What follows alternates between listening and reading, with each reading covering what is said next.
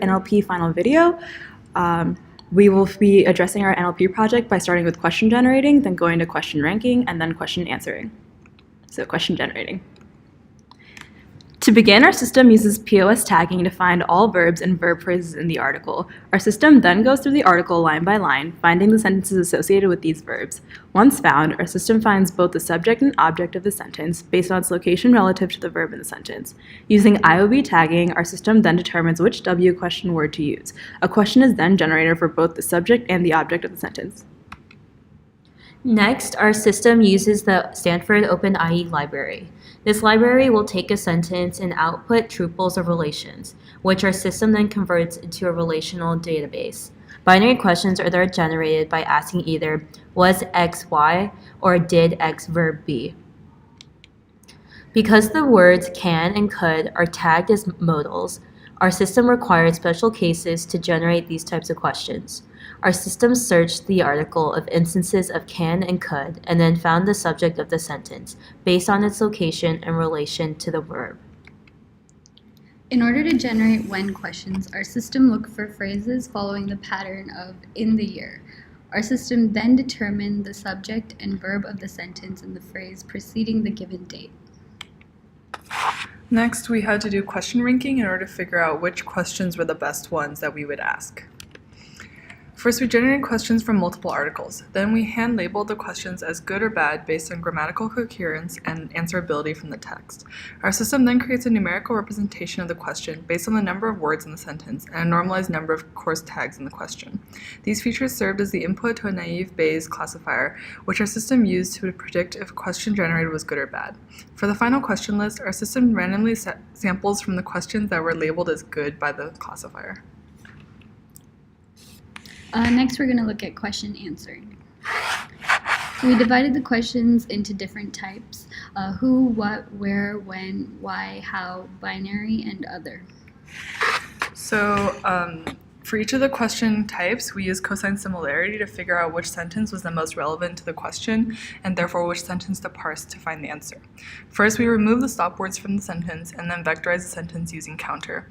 We then find the cosine between the two vectors, which indicates relevance between the two sentences. We can then find the sentence with the highest cosine similarity in the text. We also use cosine similarity as a fallback to find the most relevant sentence in the text if our other cases did not work.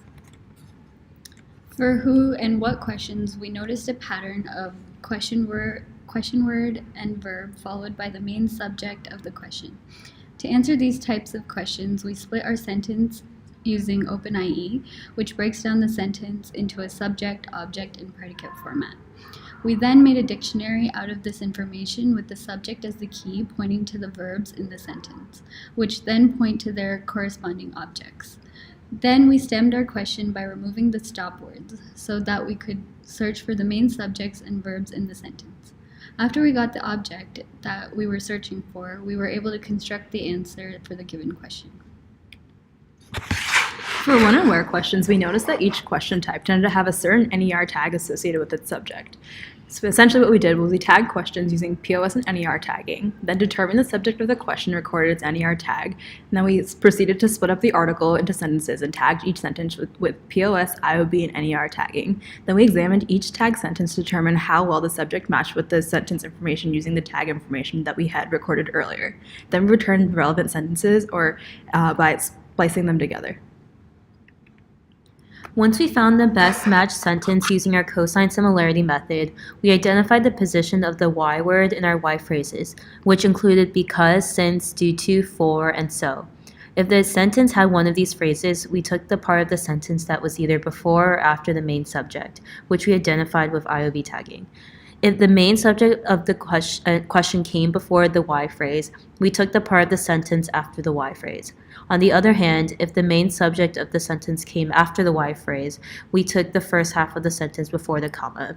If the why phrase was not in the question or in the sentence, we just returned the sentence that was best matched. Once we identified the best sentence, we looked for adverbs in the sentence by finding words that ended in ly. If there were at least one adverb in the sentence, we returned the set of adverbs. For example, if the question was, how do I do my NLP homework? The answer would be, the answer would be cheerfully. Otherwise, we treated the question as a what question and followed the methodology there. Lastly, we have binary questions. We found the sentence with the most relevance using cosine similarity, as we discussed before. And if the largest cosine similarity in the text was less than 0.2, then we said the answer was no, since this meant that none of those sentences were relevant enough.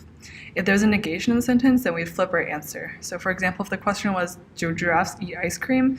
And then the text said, giraffes do not eat ice cream, then we would find a cosine similarity larger than 0.2 in the text, but because it said do not, we would flip the answer and say that it was no.